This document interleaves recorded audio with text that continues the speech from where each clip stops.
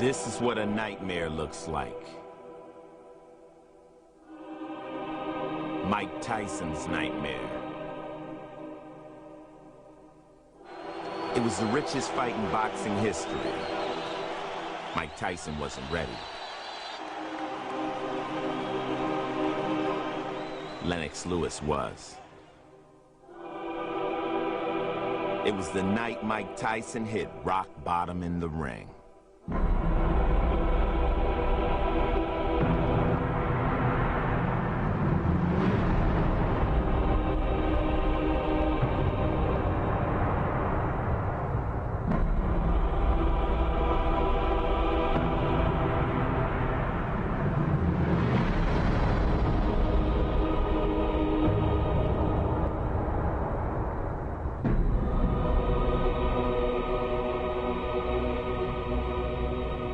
Where do you go from here, Mike? I don't know, man. I might just fade into Bolivian, you know what I mean? I don't have nowhere to go and nothing to do, you know what I mean? I just go fly my pigeons on the roof in New York.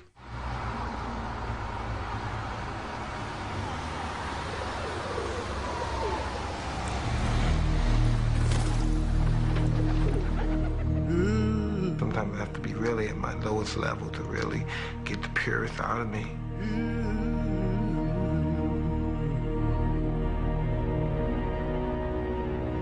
I'm just trying to get back into loving it again. I was just fighting for, I don't know what I was doing.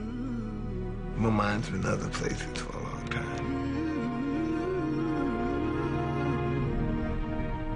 I had no chance to love anybody or care about anybody because I was just so stuck in the past.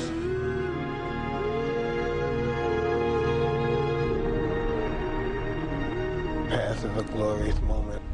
Isn't it? The past.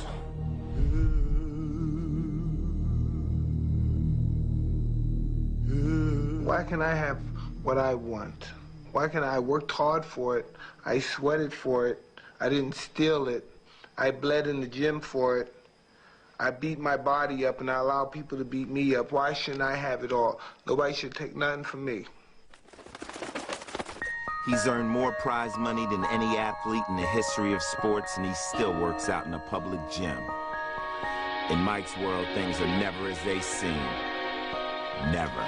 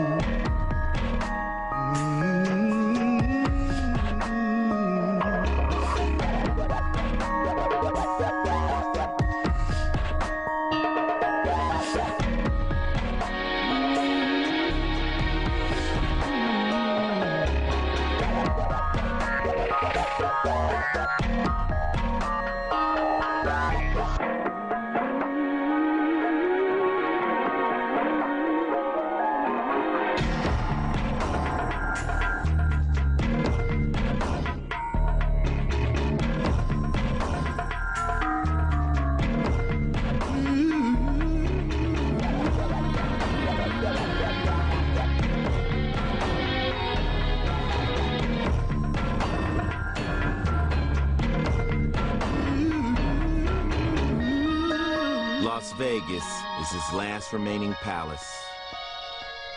Just like Mike, it is unfulfilled promise, suffering from neglect.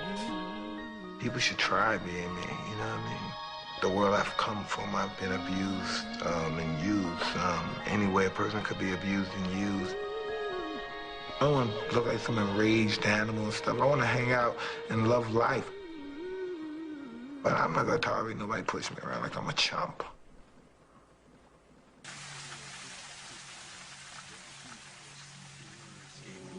After the Lennox Lewis fight, he was just, I don't know, totally different. He was more humble. He's just a regular person like everyone else, that he's not this animal, you know, that people think he is. He's just a beautiful person with a big heart, very giving and sensitive and emotional. I know his past and, you know, it's there. You can't just overlook it. I'm here to show him that there's people he can trust, because it's very hard for him to trust people. You know, he's been burnt a lot. And people used to look at him as an easy target. They were like, you know, he's someone that he has so much money. He's always throwing it around. I might as well get a piece of it. You know, that's how people looked at it. He's got a lot of love to give, and people don't know that. So I know that I'm that person. I'm here to make him happy. I'm glad the fact she said she's in love. Then again, you know, all this stuff, all these goodies and stuff, it's easy to love this stuff. You know what I mean? Let us see a couple of my episodes, a couple more of my episodes, and we'll find out. What does a man do to himself when he gets ready to fight another man? Tuning the body is one thing, but getting your mind there is something else. And then you gotta go back. It doesn't matter that you're fighting some guy named Clifford Etienne, a guy you're expected to destroy. You're headed back to Memphis. Back to a place of bad memories. Mike Tyson returning to the scene of his worst performance. And when the week began, we weren't even sure there would be a fight. Tyson needs to win big and make a powerful statement. Tyson risks cuts and infection by getting a tattoo on his face only 11 days before the bout. Billions of people outside with tattoos on their face. I got a tattoo and I'm not finished. I had to stop because people were complaining. So when I get finished, then you talk about my tattoo. And this is nothing. This is not even halfway done.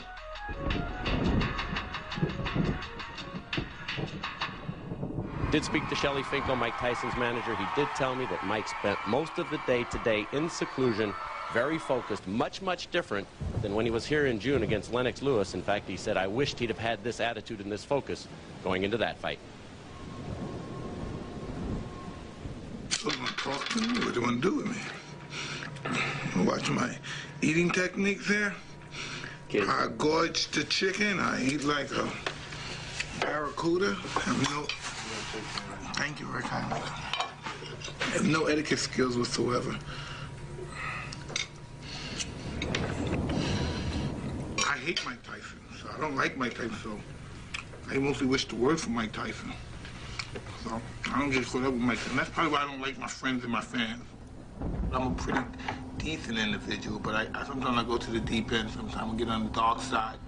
I just think I come across too hard, too tough, so people think they see how up I am for all these years and nobody even consider helping.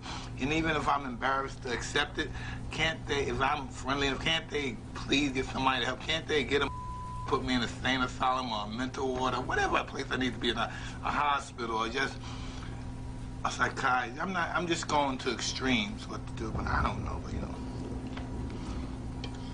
Everybody, I don't seem for weeks, girls, I can't ever get their numbers. They call me always the day of the fight, the week before the fight. It kills me. I'm never gonna these girls because if I don't them the day before the fight or something like that, I'm never gonna see them again. So I just really, you know, maybe in my next life, I'll have a better life. And that's why I'm just looking forward to go to the other world. Because I really hate the way I live now, and I hate my life now.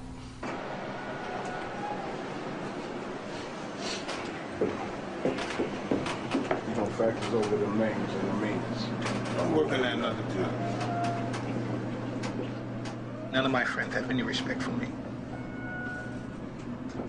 Love is respect, I think. I think love is respect. Now, most of these people love me. I got some money, and you know, of course, it's easy to love people that live like me. Got $2 million houses, mansions. It's so easy to love a person like that. They haven't seen me when I'm homicidal, suicidal, just totally off the rocket.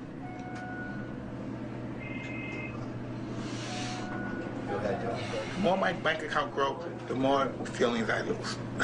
The more intimacy I lose, the more respect I lose for women. I probably cheated on every woman I ever been with. Good luck. Good luck to you, Mike. Probably just never respect them because I probably never respect myself. I never understood dignity. He spoke to me. I want to, but I just don't have love for anybody. I don't love any woman I've ever been with. Isn't that crazy? Never love them. Memphis. 20 seconds. After the big fight, it's going on. It's the biggest after party, the biggest club. Denim and Diamond. And do you know what time it is? Danger! What time is it? Danger! making his way to the ring, the most exciting fighter of his generation. Please welcome Iron Mike Tyson.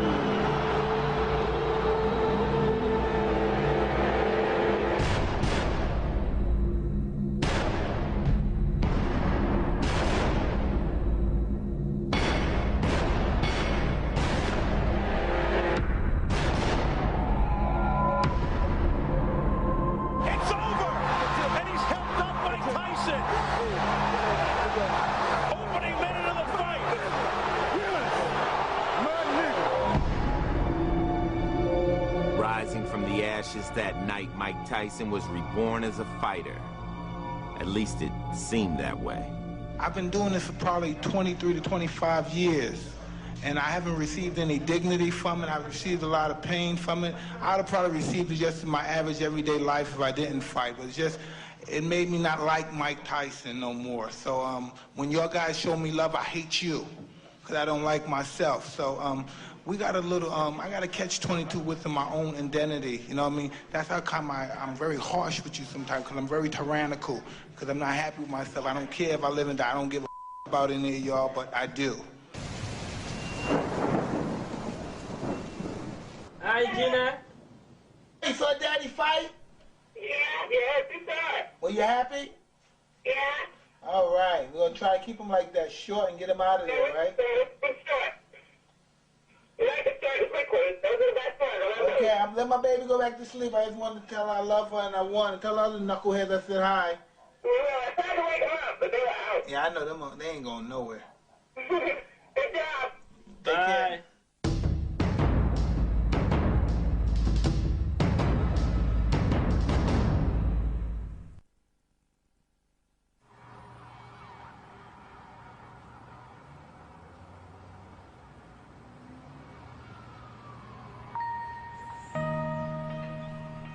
I really have nothing to lose in my life. I have nothing. I lost my soul as a human being. I lost my self-respect.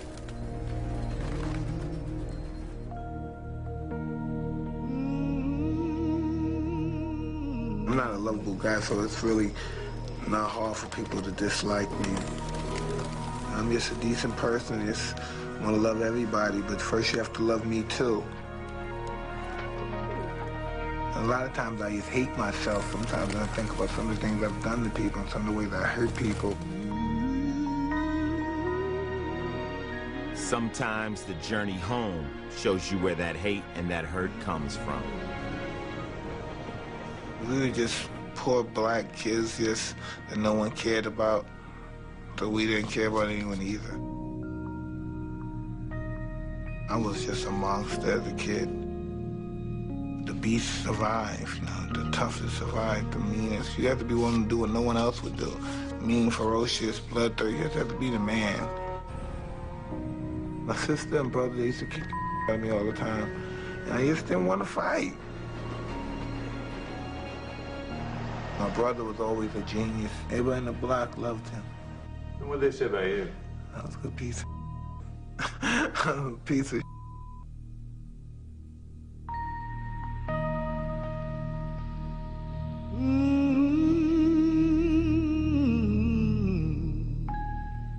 I started breaking houses in Brooklyn.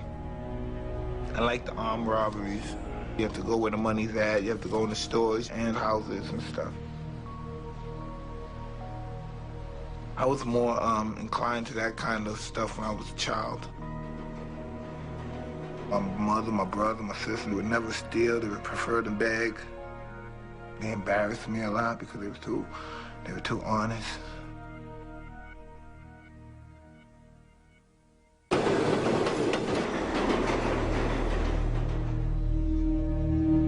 I got a lot of beatings, a lot of real horrific beatings. I was very afraid all the time. My mother may throw hot scalding water on her boyfriend. Her boyfriend may beat her and fracture her eye socket or something, or break her finger.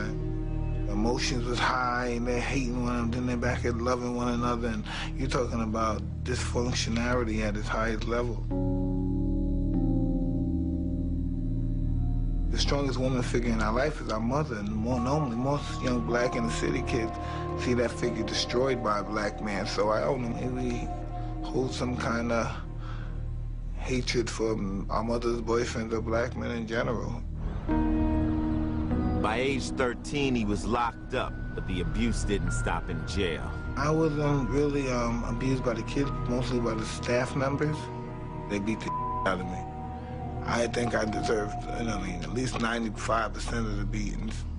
I used to always fought back. I wasn't always successful, I always fought back. Tyson was sent to a detention center 100 miles from Brooklyn, not far from a town called Catskill, where an old boxing legend toiled in obscurity in a gym above a local police station. I go, listen, that's it. No, do it the other way. Customato had turned around street kids before. He had trained the youngest heavyweight champion ever, Floyd Patterson. We get a phone call from this Bobby Stewart, who was an amateur fighter, and he was a guard in a correctional facility. He called Cuss one day and said, I got this young kid up here who never boxed or nothing, doesn't know anything, but he gets in trouble. I was wondering if you and Teddy would take a look. I met this white guy, he was strange, a little odd, and he started saying things like, wow, you could be the greatest fighter ever lived, and you're great. I'm thinking he's like some old pervert guy. I'm saying, okay, cool. I knew Cuss was thinking, wow, I got somebody to be young about again, to have some hope. But Cuss didn't want to wait. He was an older man who years earlier had fame, but didn't have it for a long time, had money, but didn't have it for a long time. And now he saw a chance to have it again, but he wasn't young, and he had to speed it up. When he came, actually, I talked to him and treated him like everybody else. He had to go through the same thing of preparing about the mind and the body and so forth and so on.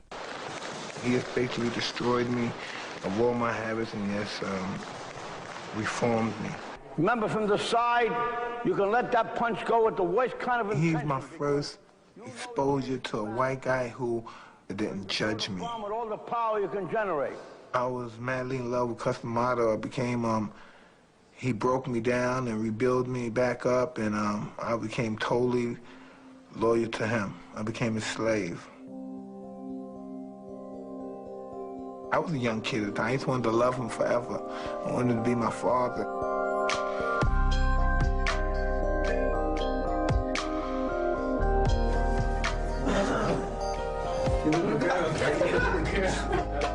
What's that from the cuss machine? He just a dog. Meat looks good.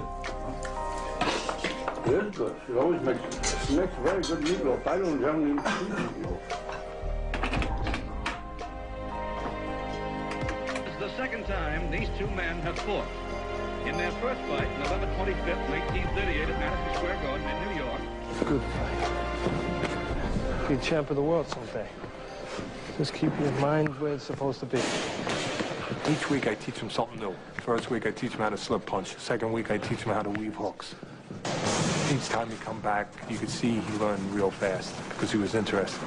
Straight over, nice and straight. Cuz had it in his mind to make sure he concentrated on the most evident thing, that he could punch and he was going to be a knockout artist.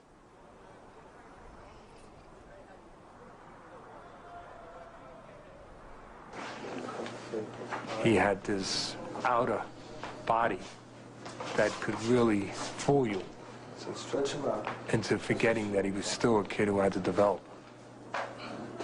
Developed as he was physically, he was lacking emotionally. Look, look, look, just relax, Michael, relax, just relax. Just relax. Relax. Yeah, but just relax. Just relax. And when we first started, yeah, well, just relax. Don't get tense. Relax. All of this is another boxing match. You've done it already 20 times. You've done it in the gym with better fighters than you're ever going to fight here. He's unsure of himself. He wants to be reaffirmed that this is worthwhile, that he is worthwhile, that he has merit, that he can handle this. Yeah. Yeah, I'm Mike Tyson. Everybody likes me. Yeah, everyone likes Proud you, of man. myself. That's right. You have a reason to be proud. I feel an affection for him, that I want him to be okay. I want him to not just win physically, but win emotionally. I want him to be able to get through this. Let's go get ready for a fight. Come on. I was just 15. This big time event. I'm emotionally afraid. I'm a street kid. I'm used to pulling out my gun at people, and now I'm getting ready to fight a guy head up with rules now. He might beat my ass. This white boy might beat the out of me because of the popular. You don't know your doesn't matter about you being big, strong, or not. You fighting a skinny white boy. This is a disciplined sport.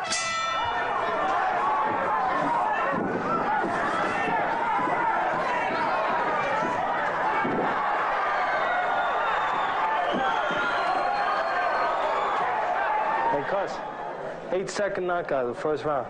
8-second knockout, right hand. The official came over to him and said, you just set a record.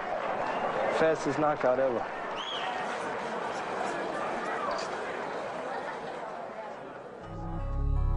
To the outside world, it seemed like boxing's version of a fairy tale. But again, in Mike's world, things are never as they seem.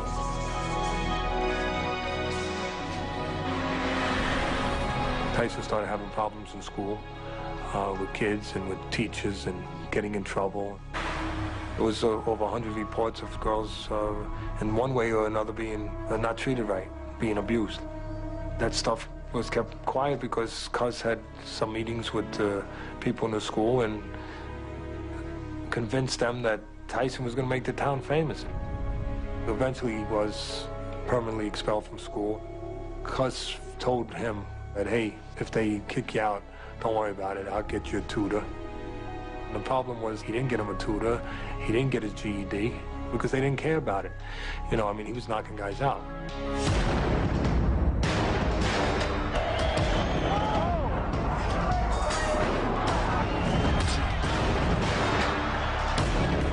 It's like sledgehammers.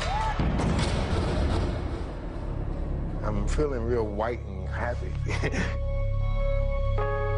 It was ironic because my mother was sick. I almost forgot about my mother because I was living upper middle class life. I'm in my white world. And then Cuz tells me about my mother's situation with the cancer, and I don't understand it.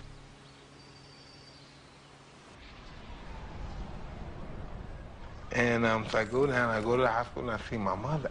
I had no idea. I've seen movies. I've never saw anyone sick with cancer, so I expect to see, well, you know, I love you, but I'm a goner now, Johnny. I'm used to seeing movies. I'm actually to go there and witness my mother stricken with this illness. It was over. Wow, man. Oh, man, the sunken eyes, the skeleton-like head with the skin tightly around the cranium. It was, whoa, man, it was mind-boggling. So, and she was briefly naked. You could see her breath, and I didn't understand. I just didn't understand that the whole scenario there was, I covered up, I kissed her, I never returned, but I kept telling my sister, hey, I'm going there every day. I've been going every day, but I was out getting high and drinking every night because that knocked, ooh, that took me for, man, I smoked Angel, I really did, man, cocaine, man, I must have been 15. I blew my mind.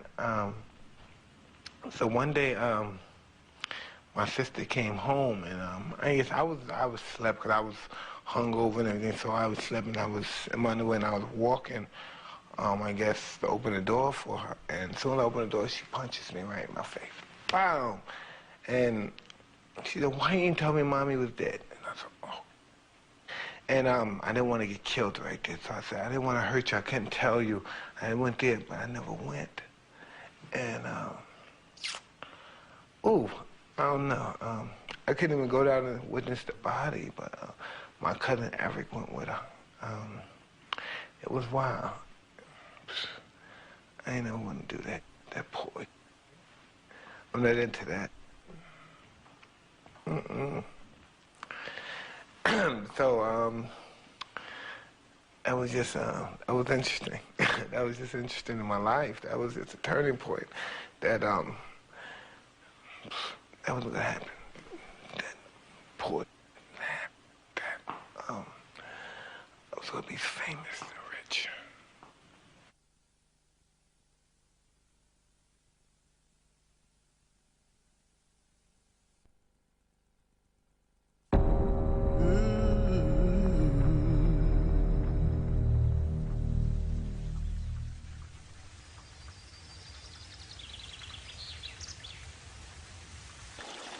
You ever seen a grinder? You know the grinder that you take a wood and you put it in and it comes out the other end and shreds? That's my heart. It's grounded beef. I don't strike people as a guy that somebody wants to take care of, or he's weak, or we can help him, he's the underdog. I've never been looked at like that. I'm a big black nigga. And he's semi-beast, so be careful. He doesn't need help. He needs to be locked up. When my mother died, that just really overwhelmed me. I didn't even care. I lived in this play world, and it was overwhelming me. It was really crushing me at the time.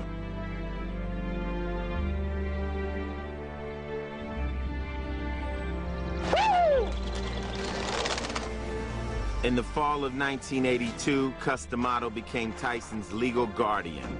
Cus's companion, Camille Ewald, became his surrogate mother.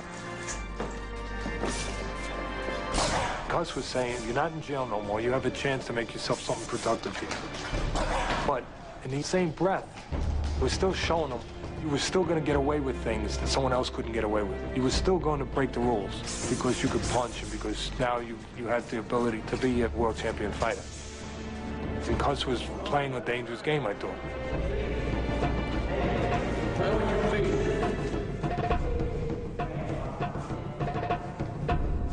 Teddy had married a young lady. We were all kids then, and he had a sister-in-law that was a young girl, and we were all friends. And I guess I was a young boy, and I was fresh, and I grabbed her butt. She was 11 years old, and she was part of my family, my wife's family, and he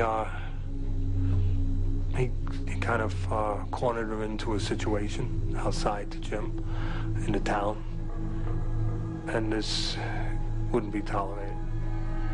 I went and found him, and I put a gun to his head and pulled the trigger back and told him that he would never put his hands on anyone in my family or do anything like that to anyone in my family again, or he'd be dead. Just to make sure he understood, I stuck the gun in his ear and then pulled it out of his ear and shot it off. He crumbled away, and I told him, don't make the mistake again. Understand that you're not ever going to violate anyone in my family, ever, ever. Teddy Atlas never saw Mike Tyson or Cus D'Amato again. Kevin Rooney took over as Tyson's trainer. If you can hit me, I'm gonna get the full impact. You gotta wait right on top of the head. Away from it. Keep the head down when you come up with the H. Keep your head down. Yeah, I mean, it's not coming up, it's starting to come up. You can make it perfect. It's good, but it's not perfect. In March of '85, at the age of 18, Tyson turned pro. The first-round knockout became his trademark, and the TV commentators began equating him with animals. Already for Mike Tyson. Look at the size of him. He looks like incredible. Every punch Tyson throws is meant to knock you out. In the truest sense, he's an animal. What a specimen by Mike Tyson here.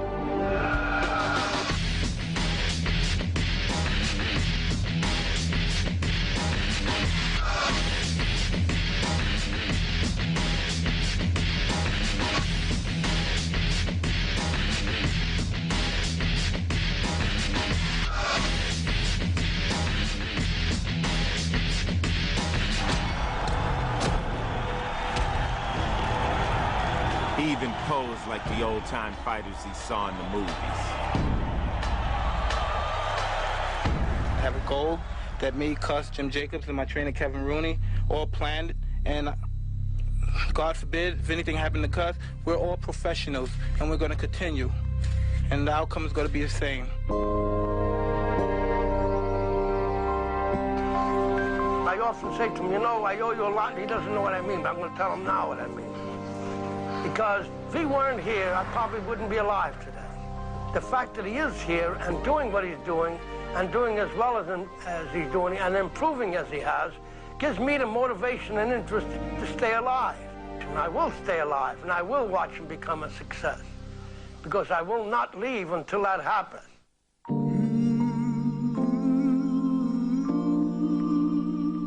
He was a cold old man that'd been through a lot. I wish he lived long enough. I just wish he lived long enough. Cus D'Amato was 77 when he died in 1985. He was the only father Mike had ever known.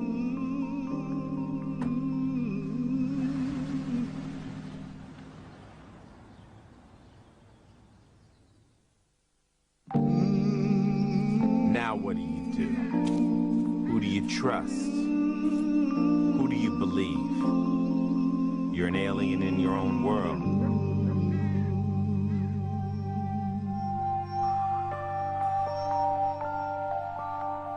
Enter Jim Jacobs, Cuss's confidant and financial backer.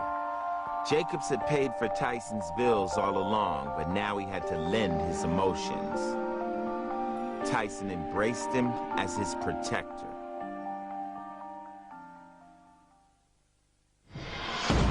Nine days after Cuss died, Tyson was back in the ring.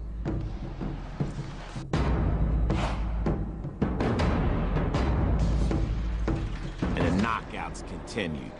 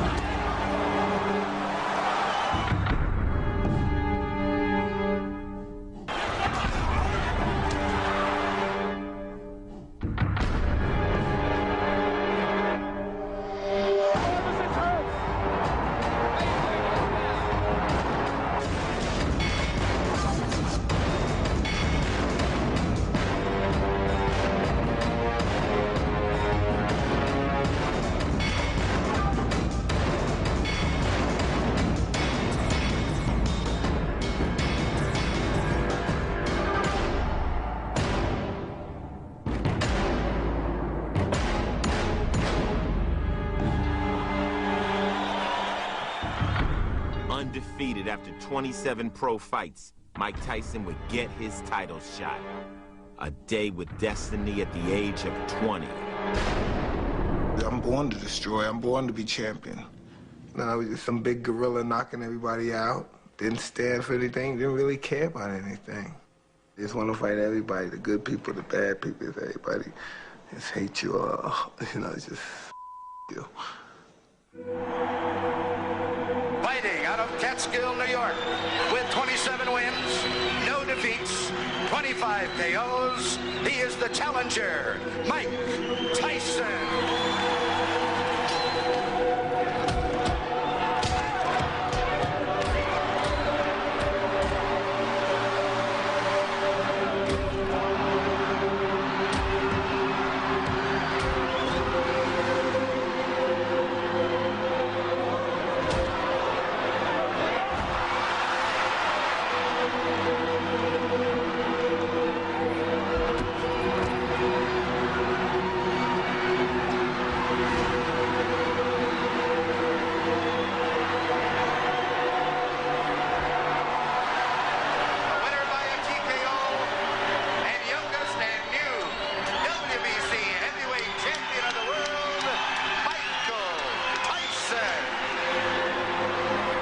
Enter Don King, Berbick's promoter. He stepped over the body of his beaten champ and began his courtship of Mike Tyson. 6 months later, he gave him a coronation. King of the corners of the 4 square ring, you have won the ultimate championship of the world. you are hereby proclaimed throughout the world as the undisputed heavyweight champion. One man, one crown, one champion. Stand firm and hold fast. I don't have to talk, do I? Because I don't know what to say. Long live the king! Long live the king! Long live the king!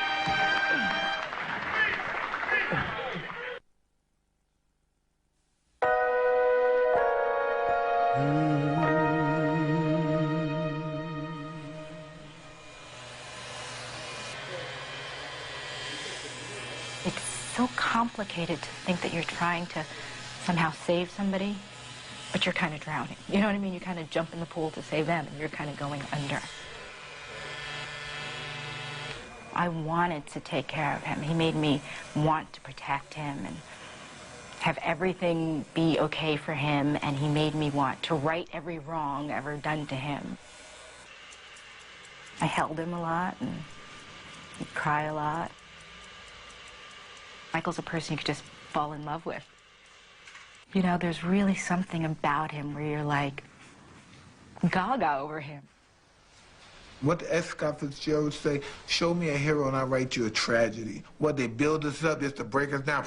The Beauty and the Beast, that's a great story. But the Beauty couldn't train the Beast. And he ate her. That's, man, come on, that's real white to make you look like, an evil black monster. You raise a pit bull, then you get mad because it eats the furniture. Fame. It's a cold game. In Mike's world, it wasn't a good thing. He was controversial enough in the ring.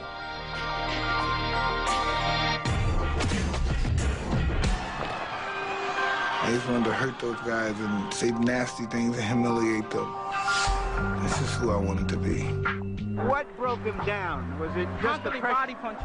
When I was hitting him with body punches, and I heard him, actually, he was crying in there, making woman gestures like, oh, oh, oh. I can't stop crying, but I knew that he was breaking down soon. There's not a man God ever created that could beat me. I just love hearing those words. And you're saying that, this is great, just being a little kid saying that, but and actually meaning it. Being 19 little kids saying that to all the grown men. Come on, you want to try me? I'm the best fighter that God ever created or produced. Who want to stand and try a chance with me? But back then I did come outside for real, a street fight. I was a maniac. I think there's a reason the world loves him so.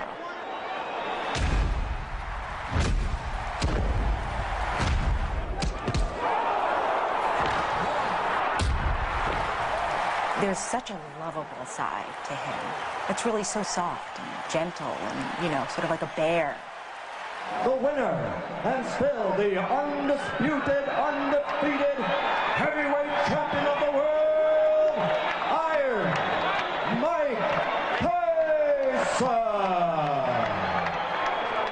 I remember him grabbing me and saying, "You're gonna be my woman, and I'm gonna love you like no one's loved you," you know, that kind of thing.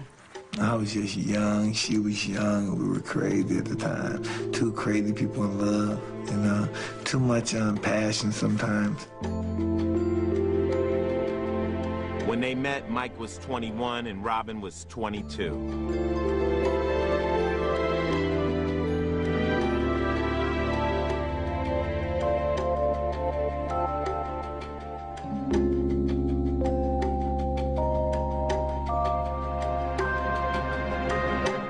To watch Phil Donahue when I grew up on Phil Donahue, you know?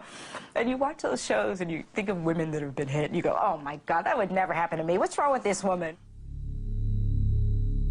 I remember the impact.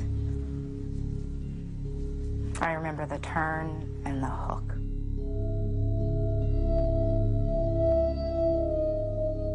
He hit me in the side of the head. And I went from one corner of the wall, bounced off that corner of the wall to another corner, and then I was out.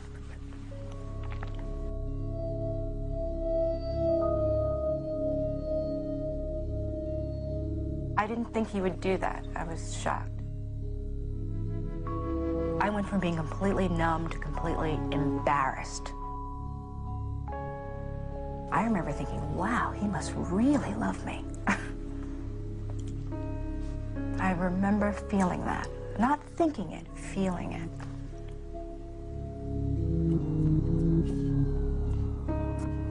A few weeks after that episode, Mike and Robin were married. Their life became an open book. Fantastic!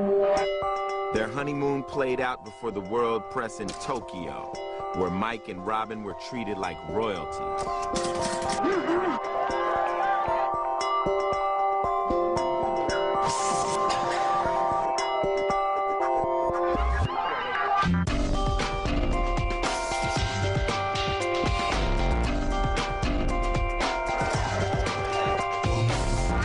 And oh yeah,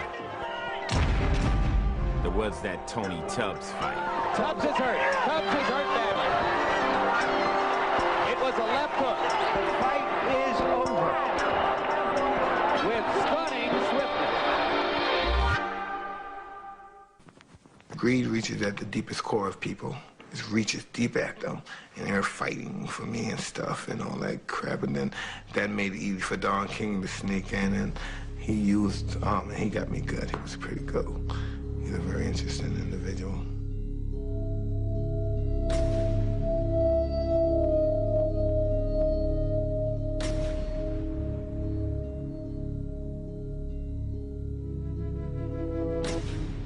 Not only am I hurt, I become the bad guy now. I'm just young and I'm emotional, and people are putting cameras in my face, looking at me like this is a big, strong guy, the strongest guy in the world going berserk. I'm just a baby, 20, 21 years old. I think he was feeling probably unbelievable amounts of pressure. And I think being in love makes you feel vulnerable. We were both feeling vulnerable, I think, you know, because we were so dependent in many respects. And I think we just couldn't handle the pressure that we were getting.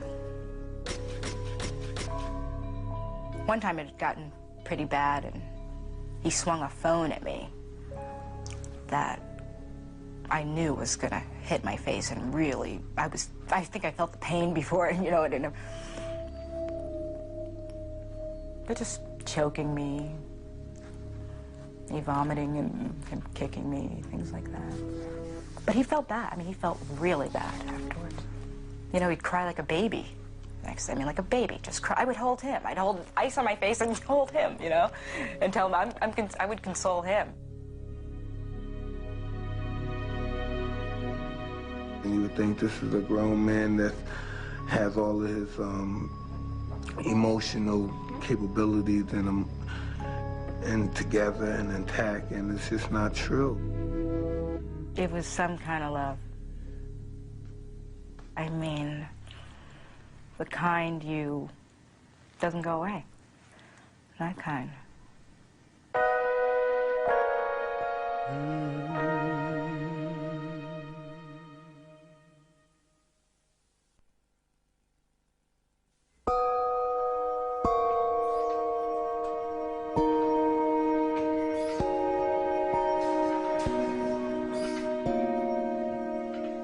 I don't know why I wanted to be a renegade anyway. I was just living my life, being Mike Tyson, doing what I want to do, just being rebellious. I just wanted the taste of that world, you know what I mean? I wanted that forbidden fruit that everyone else had. But those ordeals, and you say, whoa. Sometimes it's so ironic. Sometimes I think about things that when I was 20 or 21, and I used to get so nervous. I thought, oh, God, what was on my mind? What was I thinking when I was doing that? I want to accomplish greatness. I want to, you know, that's what me and Cuss planned to do when we first started. You know, I want to get some closure with myself and get some kind of greatness. I popped on the scene and made it, and the realer I became to myself, the more phony everything else was around me. You know, I'm a great manipulator. You have to understand, in order to be the greatest fighter in the world, you have to be the greatest liar in the world. Deep down inside, I think I'm just an actor, entertainer crying out. You know, I'm doing it in the ring. Ah! I don't know what the hell I am. I'm a nut. Out of the ring, New York became the focus of an investigation of Tyson's finances by his wife and mother-in-law. The newlyweds tried to buy a house and found out they had almost nothing in the bank. Robin and her mother were cast as gold diggers, and the press frenzy began. Is Tyson's business manager, Bill Caton, trying to break the bond of matrimony in order to strengthen his bond with the multi-million-dollar fighter? In many respects, Bill tried to throw up smoke screens for what the real issue was. Robin Givens demanded an accounting of her new husband's worth. The Spinks fight was supposed to be Mike Tyson's crowning achievement, the richest fight in history, nearly overshadowed by tabloid journalism. Robin miscarried their first child just 2 weeks before the fight.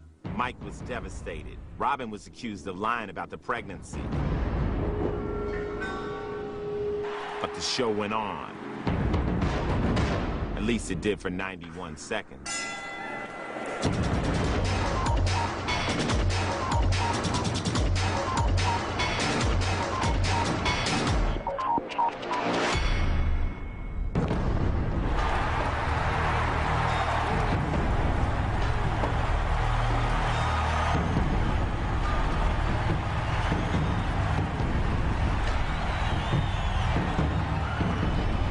Ironic that in the afterglow of his greatest victory, Tyson focused less on the fight and more on the press. I wasn't really appreciative of what you guys, quote, the reporters, did to me. Building up to this fight, you tried to embarrass me, you tried to embarrass my family, you tried to disgrace us, and as far as I know, this might be my last fight. Mike would say goodbye to the Catskill connection. Goodbye to the gym where he was born as a fighter. Goodbye to the men who had shaped and molded him. Goodbye to Kevin Rooney, his trainer. He had climbed the mountains and fulfilled Cuss's dream. But the man wasn't satisfied with what he had found. Sometimes the game pisses you off and you don't want to play.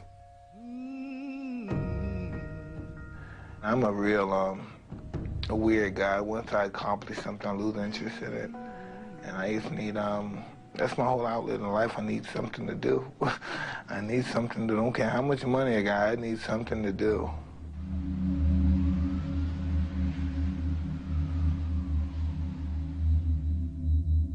It just started getting dangerous. So when I say I'm happy that everybody's alive in my family, like, it got dangerous. Basically, like the doctor said, if he wasn't going to take his medicine, then you're the one that should be coming to see me. So now they got to basically say I'm crazy and mentally disturbed. I saw a bunch of psychiatrists. It made me more up than I was when I first went in there.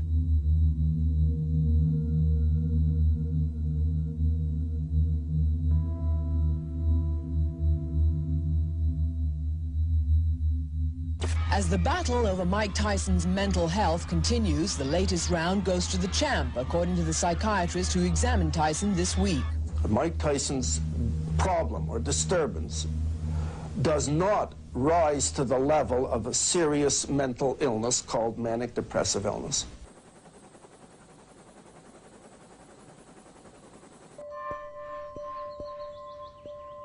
He loves women.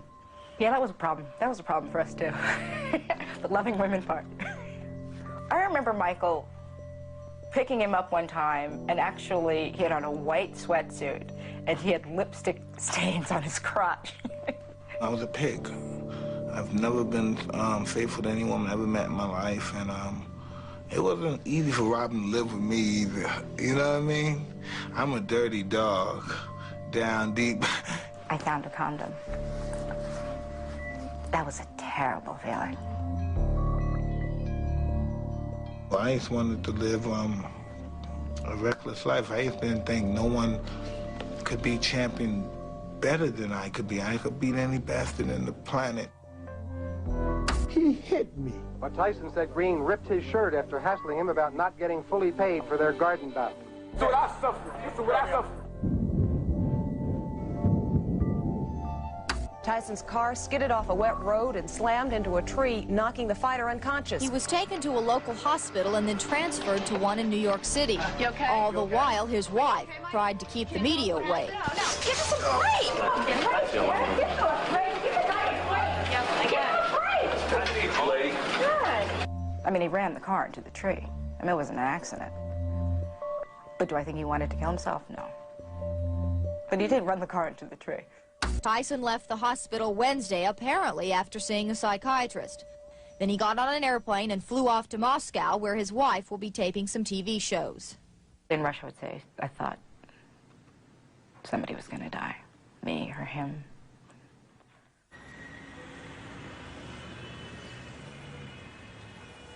Well, I forget what floor we were on, but he was hanging over the balcony with his fingertips, saying he wants to make a comeback. I said, you can't come back. You're number one, you know. I don't know how I got him in the room. But you think he passed out. I think he'd been drinking and he passed out. And we flew back. And then the next day I did Barbara Walters.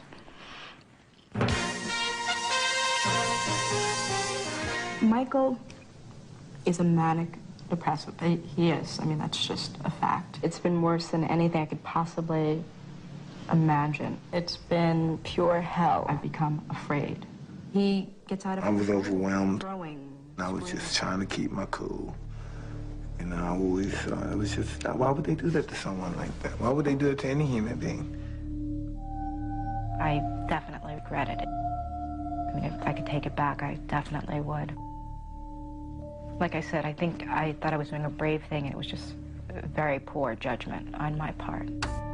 Police were called to Tyson's Bernardsville mansion by Robin Gibbons, who said that Tyson had gone on a rampage. We were in the washroom area, sort of hiding, and he calmed down, and he said, Robin, come here. And I didn't go.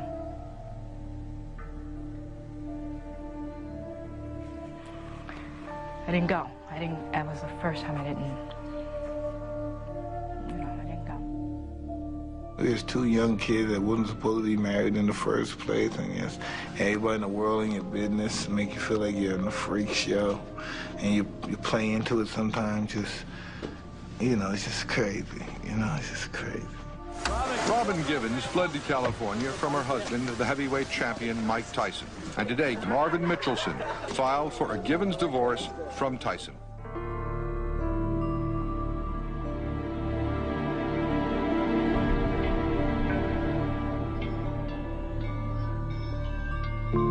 Oh, man, hallelujah. Oh, free at last, thank God Almighty, it's free at last. 2 days after Robin left Mike, he was baptized in Don King's church by Don King's minister, under Don King's rules. He told me all those white were no good, they ain't. They out to kill us all. They're gonna put us in the Holocaust and fry us like they do the Jews. We gotta fight these. Oh, he told me some good. Oh, I love that. Oh, yeah, we gotta get them. They're gonna fry us. And I started believing that they hate us, you know, and I played into that stuff.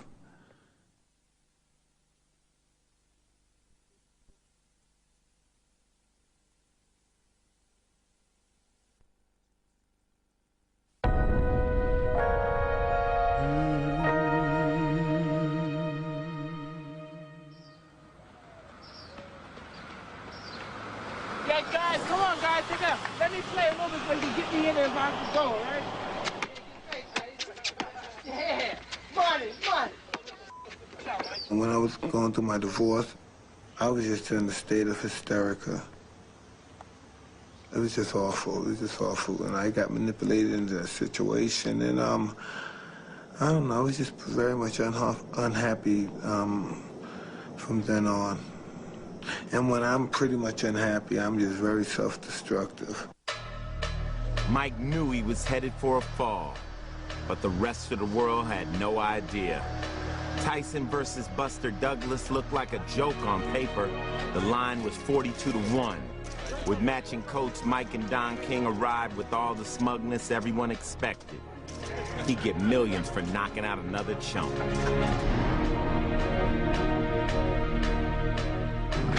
Come on, come on, because nobody can get close to me. They're not even close. I'm the best fighter in the world. There's not a man God ever created that can beat me. There's nobody that can beat me. There's nobody that can beat me. Nobody's invincible. Nobody's the greatest fighter of the world.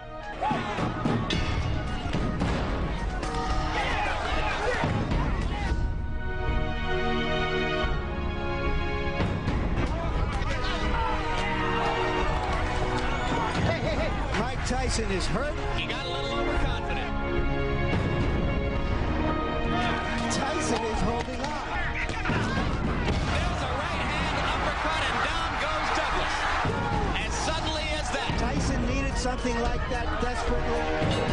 Douglas comes back with a left and a right. Tyson is wobbling. Tyson needs the ropes. Without the ropes, Mike would have gone down. Down goes Tyson.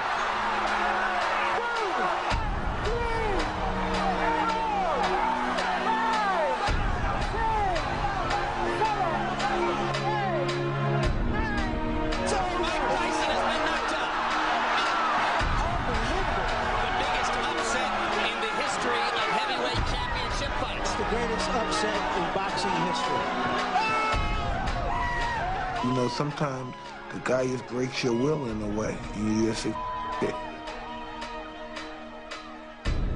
Buster killed me. Yeah, Buster killed me, kicked my butt.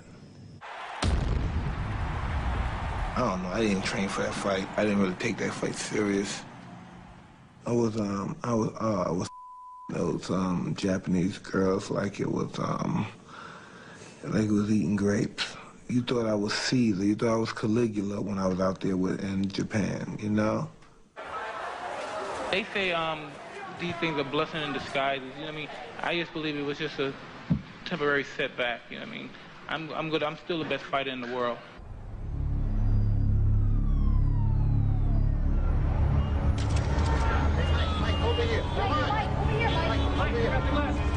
What happened in Tokyo?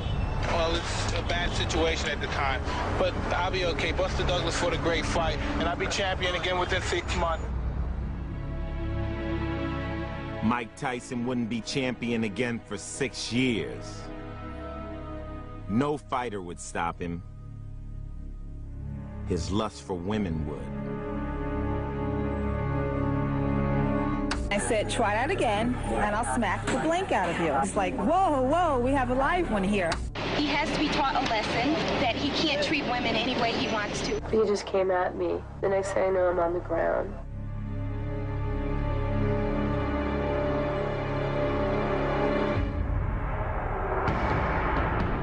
Mike Tyson's sister died, Denise Anderson. She was only 24 years old, but she was very obese. She weighed more than 300 pounds.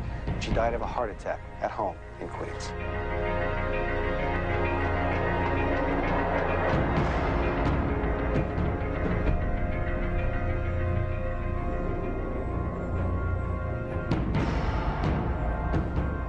Mike Tyson is back.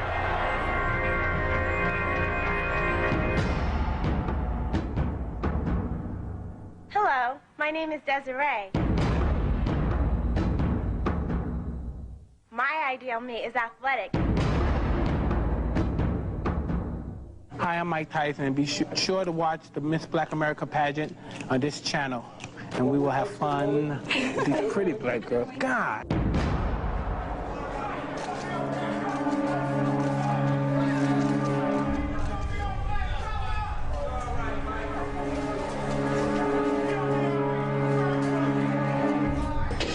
Oh, I'm in a dream day after day. Beautiful women, such an array. What can I say? An Indiana grand jury has indicted former heavyweight boxing champ Mike Tyson. He is charged with raping a woman who was a contestant in this summer's Miss Black America pageant. And I was like saying, no, get off me, please, get off me. And he was like, don't fight me.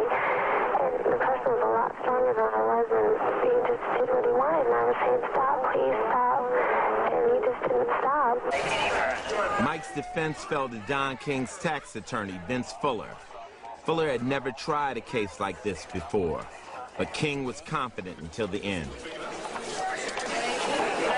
We're very thankful for the verdict of guilty, but I don't think we should lose sight of the fact that this is really, in some ways, a tragic moment because 2 young people's lives have been dramatically affected. Desiree Washington knows what happened in the room. I know what happened, and I know I'm innocent.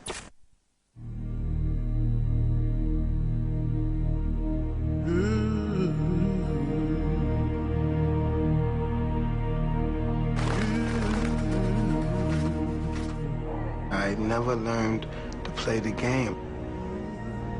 I just was angry at myself and angry at everybody. The judicial system hates me. It just hates me. For what reason? I don't know. What the did I do? Why would you give me 3 years? If the sentence was 63 and you gave me 3, you knew in your heart I didn't rape anybody. You know what I mean?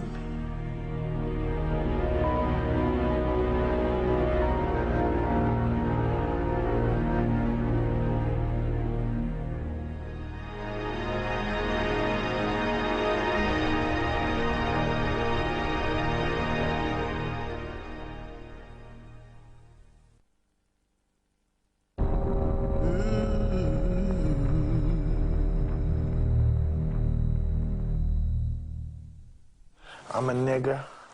I'm in a bunch of I've been convicted for raping somebody. I've been charged for raping somebody, but I got away with it, so to speak, because I'm a celebrity. I beat some guys up. I brutalized some people. I've been to jail. I've been in all type of you know, really, that's telling you I can't vote. I'm a felon. I'm paying millions and millions of dollars, tens of millions of dollars out of my ass for taxes, and I have no rights, and just I don't got a chance in this society.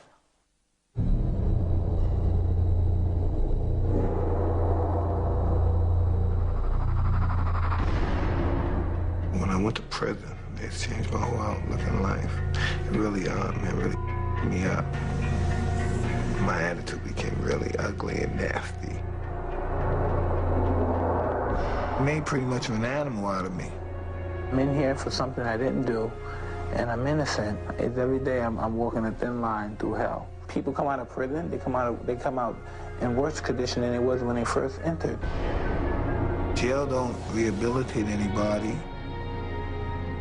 The only thing you're doing there is just multiply hate and hate and hate.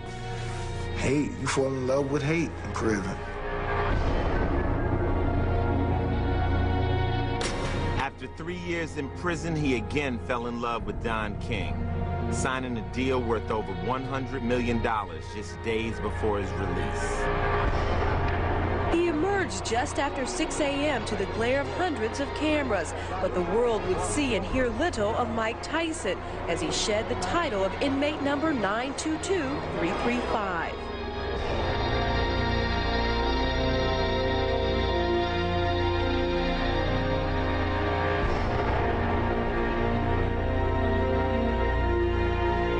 I was just so scared.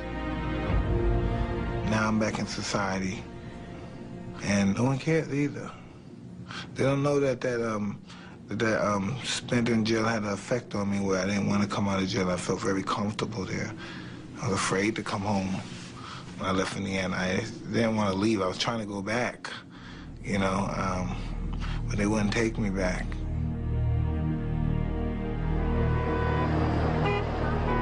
I'm scarred forever because of this. After years of financial abuse by King and his company, Mike still stayed on the same road. King's chartered jet was there to take Mike to his new home with Don in Ohio. In prison, Mike had converted to Islam, but his religion remained Don King. It was crazy. It was just crazy.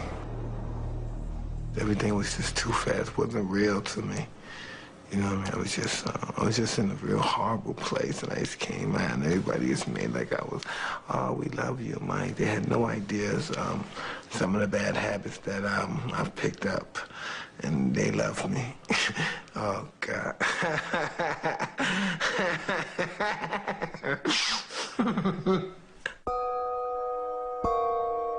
They told me a lot of dreams I didn't know what I could do when I got out. I just didn't know where I trust these guys, and I believe they have my best interests. But I didn't understand what's going on, man. Really, I didn't. Afternoon. In the last 3 years, I had the chance to reflect on my life and develop my mind, and I will continue my journey to making myself a better person. I came out with more vengeance than anything. I guess it was more evil and vengeance, you know. There's been a lot of speculation about my plans, and here they are. I will fight again. I signed contracts with these people for large sums of money. They didn't want to hear nothing. They didn't want to hear you need some time to get your mind together and your life together. You need this money. You have to pay back this money. There's no question that when Mike was in prison, he was effectively bankrupt. Mike's future was well planned out by Don King prior to him getting out of prison. He gave trust to him in many, many, many areas, and Don managed to ensure that Mike had no lawyers, no financial advisors, and no accountants. I was walking him through some of the legal documents, just one of which managed to take $43.5 million out of Mike's pocket and put it into Don's pocket. Cus once told me, I never forgot that. He said, hey, there's animals disguised as human beings out here. You're not sophisticated enough to decipher the two. In April of '95, Tyson moved his base of operations to Las Vegas.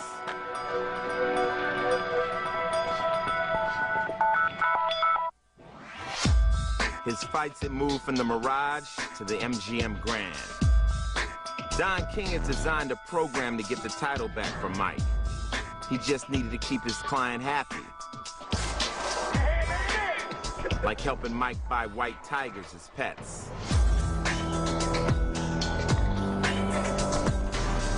His house was next to Wayne Newton. By early '96, Monica Turner, his girlfriend from prison days, would have their first child. There were often times where I felt that there were outside people who kind of manipulated what should have been a personal relationship for their own interests. And a lot of the times what was best for Mike or best for his family got lost. The one, the only, the legendary Mike Tyson! The MGM Grand deal was unique in boxing history. It was a 10-fight guarantee which could pay Tyson upwards of $150 million if all went right. It started out okay.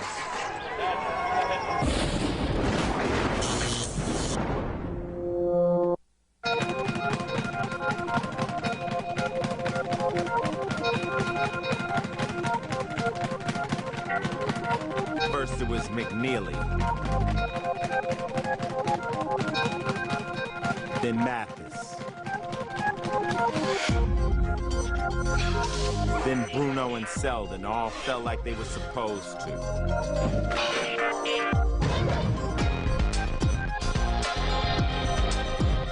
But Evander Holyfield didn't follow the script.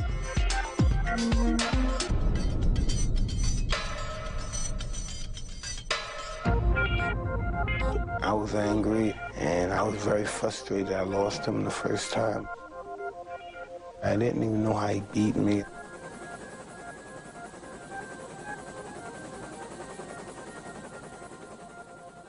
The second fight, I realized he was headbutting me, and I realized that's how I felt the first time, the dizziness. So I started feeling the same blackout type of feeling.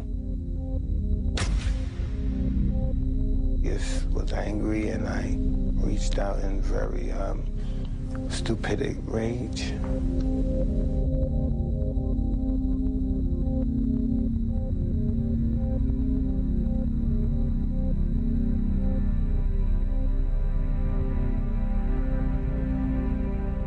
I really regret doing that, but wow, you know, I was going through a lot. I had a lot on my mind, and I was fighting a lot of demons.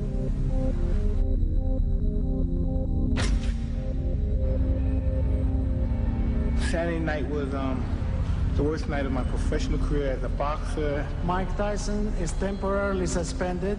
I move that Michael Gerard Tyson's boxing license be revoked and pay administrative fine in the amount of $3 million.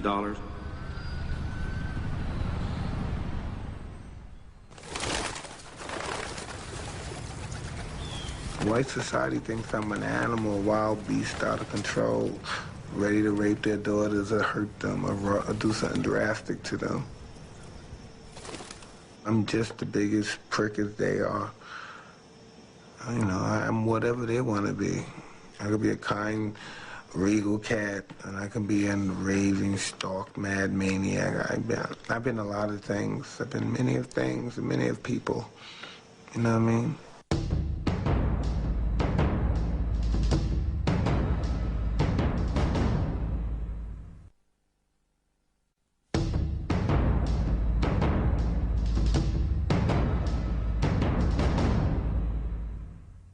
You love me, Mike? I love you.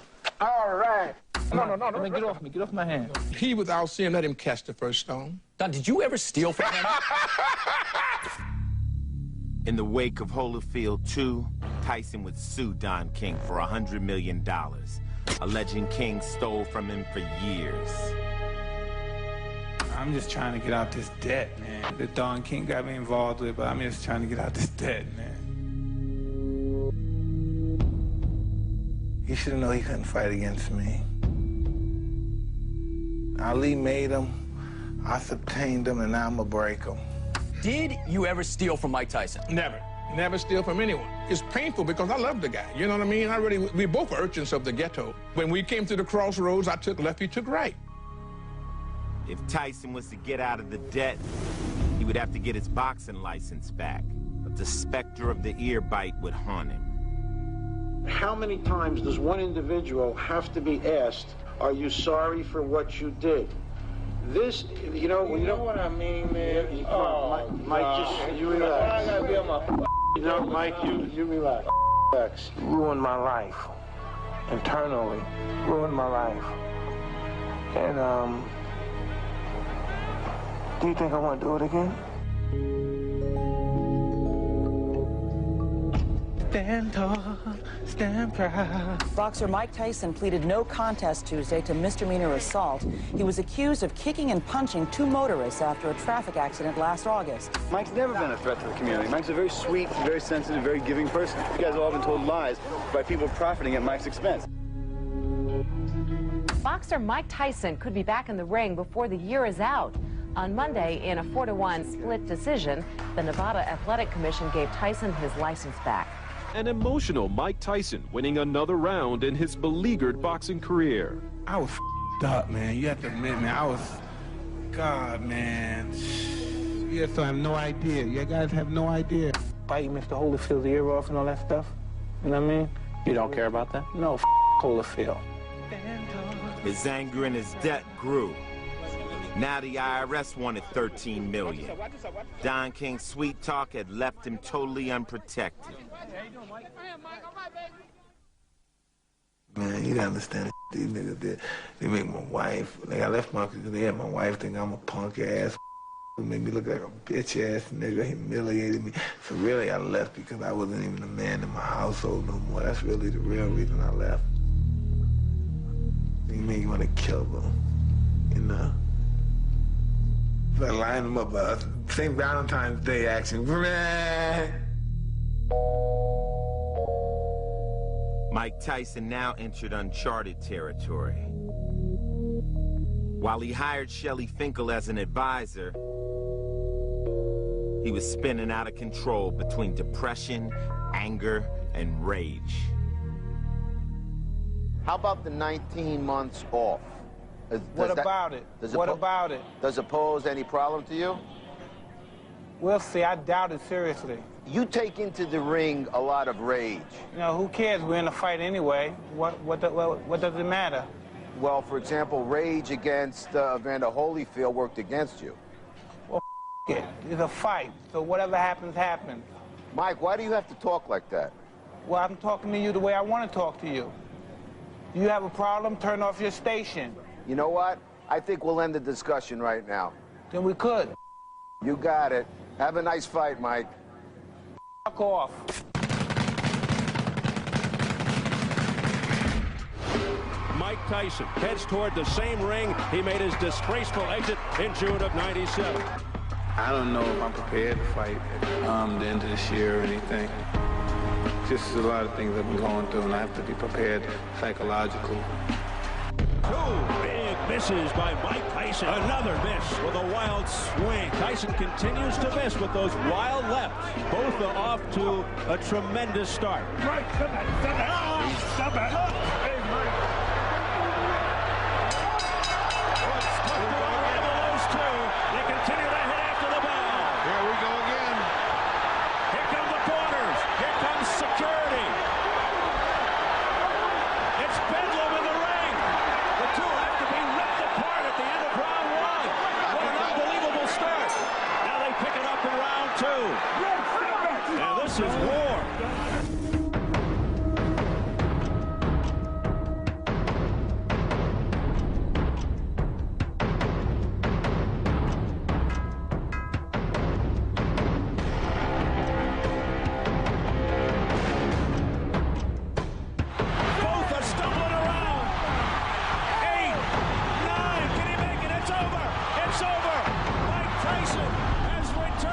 I'm not afraid to die. I'm not afraid to waste my life, because when I die, I'm going to paradise. And I'm not worried, so I'm in a hurry to die. But no one's going to disrespect me, and no one's going to write nonsense about me without me retaliating back.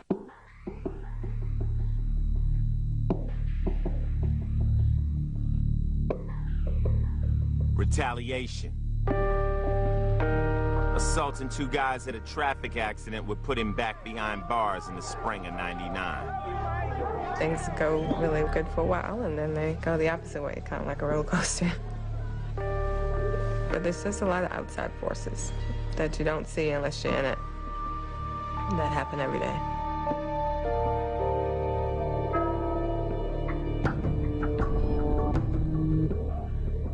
Former boxing champion Mike Tyson is a free man this morning.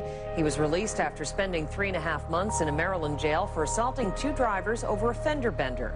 The final obstacle to his release was cleared when an Indiana judge ended his probation on a 1992 rape conviction. A spokesman says Tyson will return to the ring. People think they see the, the cars, the glamour and stuff, and they think, oh, I want to be like him, but it's not easy. I don't think they would really want to if they knew what it entailed. Things are getting ugly again. It doesn't seem like we're ever going to have a normal fight. Oh, great! Oh, and he hits him after the bell, and Norris goes down, and here we go again.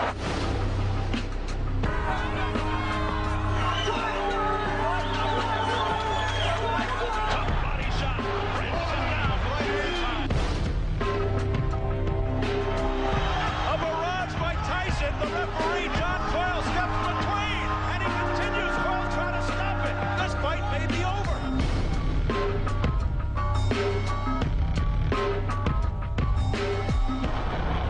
I'm the most brutal and vicious and most ruthless champion there's ever been. There's no one can stop me. Lynx is a conqueror. No, I'm Alexander. He's no Alexander. I'm the best ever. There's never been anybody as ruthless. I'm Sonny Liston. I'm Jack Dempsey. There's no one like me. I'm from Nairclaw. There's no one that can match me. My style is impetuous. My defense is impregnable. And I'm just ferocious. I want your heart. I want to eat his children. Praise be to Allah. All right, Steve, you guys could decipher that.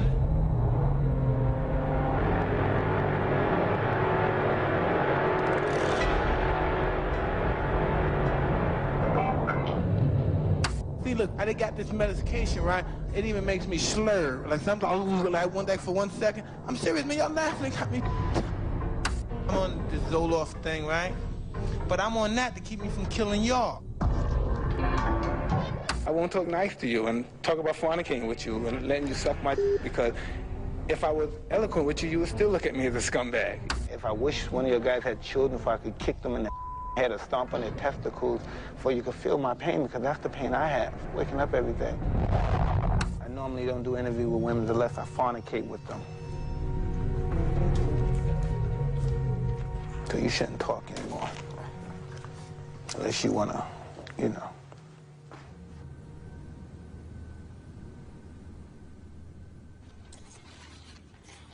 There were days and nights that, you know, you're not sure what's gonna happen today or tomorrow. I loved him through a lot of ups and a lot of downs, but I couldn't take the hurt anymore. We got along great, other than the whole issue of, you know, other women. So I made the decision to file for the divorce because I just got to a point where I couldn't do it anymore.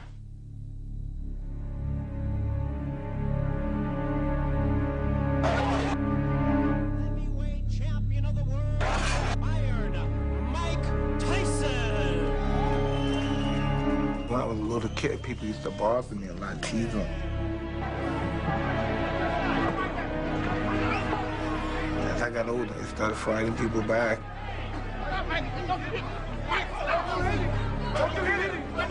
Ever since that experience, I don't let people with me. Put your mother in a straight jacket, you punk-ass white boy. Come in and tell me that if I you in your ass, you punk white boy, you faggot. You can't touch me, you're not man enough. I eat your alive, you bitch. You hoe. Come and say to my face, you ass for everybody. You not man enough with me. You can't last 2 minutes in my world, bitch. Look at you scared now, you hoe. Scared like a little white. Scared of the real man. I'll till you love me, faggot.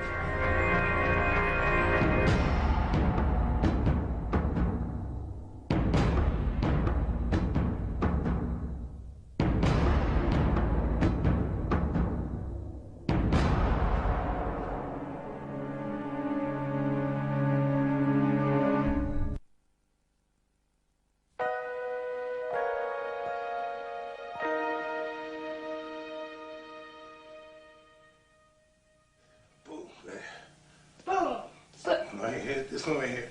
Damn. You know, nobody really feels for me no more in this world. I guess they wrote me off pretty much. I'm thinking more about what I'm gonna do after box. I'm gonna work, I'm gonna take care of my kids, besides the trust funds and all that. You know what I mean? That's what I think about how I'm gonna take care of their kids, my grandkids now. I'm a real angry and bitter man, Mr. Mike. I'm real angry and bitter at some people. Really.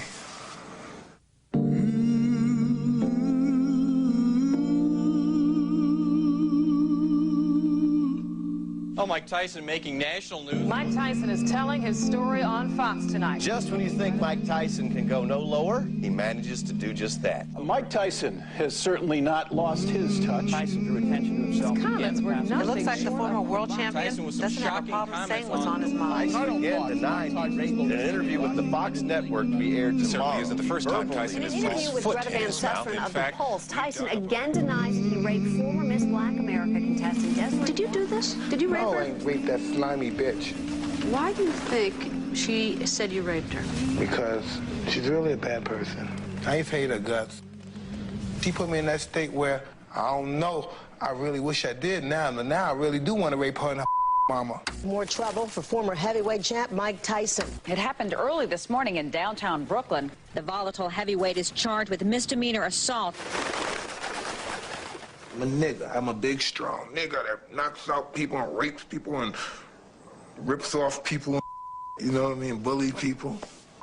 You. I'm gonna live my life. I understand this society that I live in hates me. I'm gonna suck. I'm gonna spend it. I'm gonna live until they kill me.